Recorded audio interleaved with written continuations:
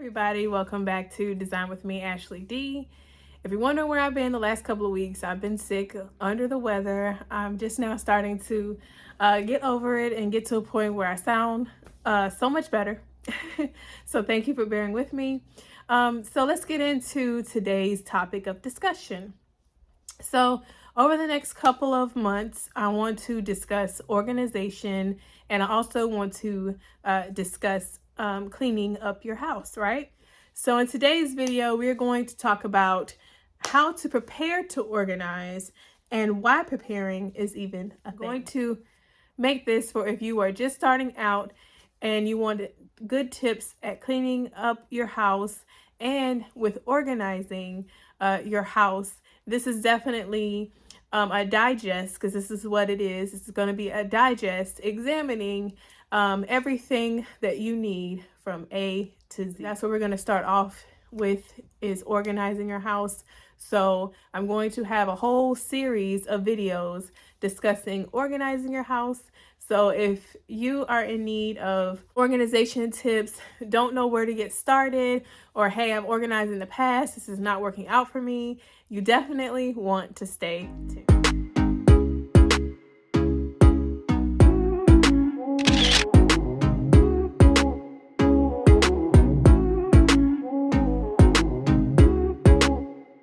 All right, so we're going to get into organizing, right?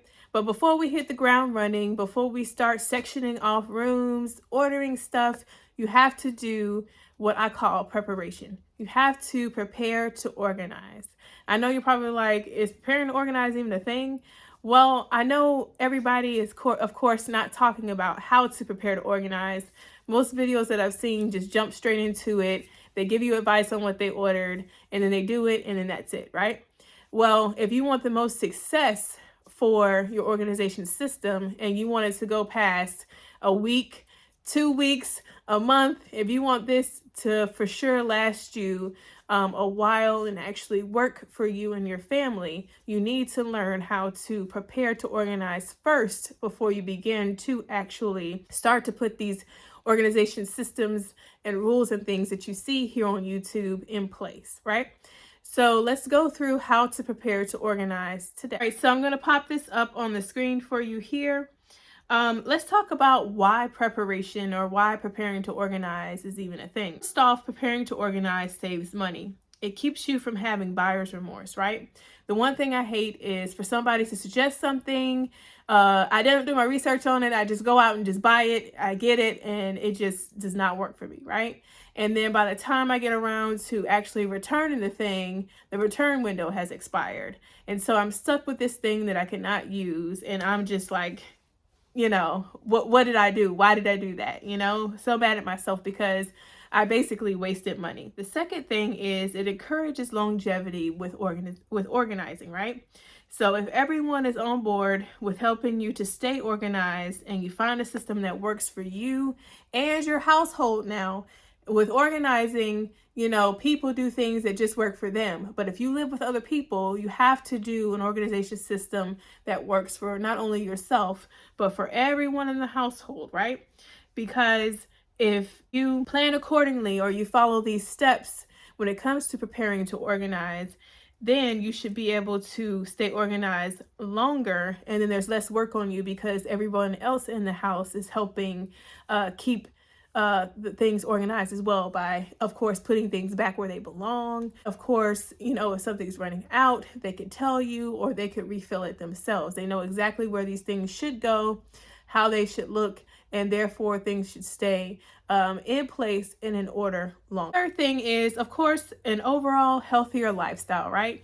So when things are organized, when things are nice and neat, they are clean, you feel happy, you feel refreshed, and you are ready to take on a new task when your space is clean and free, and you have time to, of course, think, and more time to do things that you love, and you're not so focused on or so worried about things being unorganized or out of whack in your house. Next up, we're going to talk about how to prepare to organize, right? So I'm going to give you all 3 steps, just 3 simple steps that will help you prepare to organize.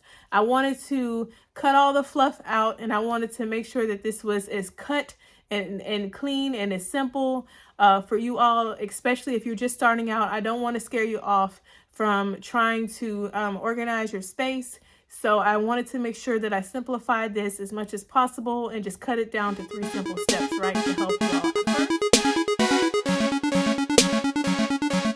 First step to preparing to organize is you want to take the time to understand what is required of your household. Will your family keep up the things in the bins, the drawers, and the baskets, right? Over the long run, because that's what we're examining here. I don't want to give you all tips and steps on how to organize, and this is only going to work for you for a month or 60 days, right? We're talking about the long haul here. We're talking about 6 months, right?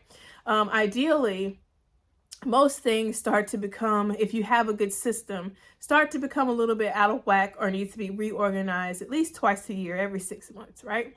So I'm giving you guys these steps so that way your organization systems or what you have in place already, you can re-examine them if they're not working, or you can add things to them to help them work better. But overall, the overall objective or goal is to help your organization system last longer. You want to figure out what is more durable or what is more doable for your family, right?